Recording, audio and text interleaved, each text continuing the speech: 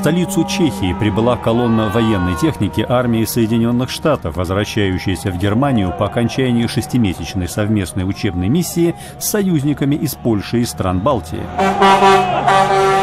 На пути следования 2-го мотострелкового полка 3-й пехотной дивизии армии США по территории Польши и Чехии его приветствовали местные жители.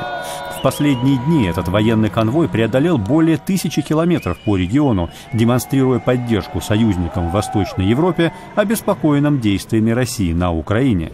На пути колонны в Чехии она встречала и отдельные группы протеста, организованные в основном представителями коммунистической партии страны. В самой Праге количество таких демонстрантов не превысило нескольких десятков человек. В столице Молдавии Кишиневе 28 марта сотни людей приняли участие в марше в поддержку воссоединения страны с Румынией. Большинство населения Молдавии говорит по-румынски, а большая часть этой страны с 1918 по 1940 год входила в состав Румынии. Тем не менее, опросы общественного мнения показывают, что идея такого воссоединения не находит широкой поддержки в обществе.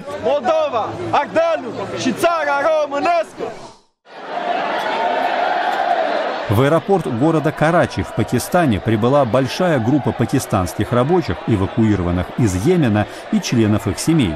Саудовская Аравия приостановила воздушные удары по позициям боевиков-хуситов, чтобы страну могли покинуть почти 500 пакистанцев.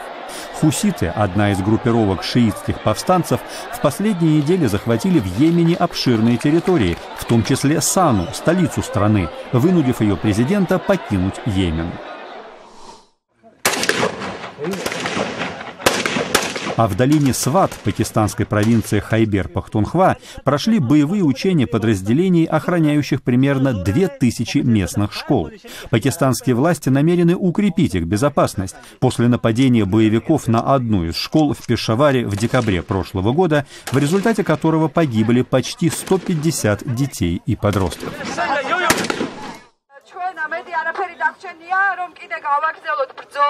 В Тбилиси около 100 человек собрались возле здания правительства Грузии, призывая власти защитить исторический золотоносный прииск, расположенный примерно в 100 километрах от столицы страны. Возраст рудника Сагдриси-Качагиани, как предполагается, превышает 5000 лет, что делает его, возможно, старейшим в мире. Протестующие заявили, что компания, занимающаяся здесь добычей золота, наносит ущерб руднику как археологической ценности. Разработка рудника была возобновлена после того, как в декабре прошлого года решением грузинских властей он был лишен статуса объекта недвижимого культурного наследия.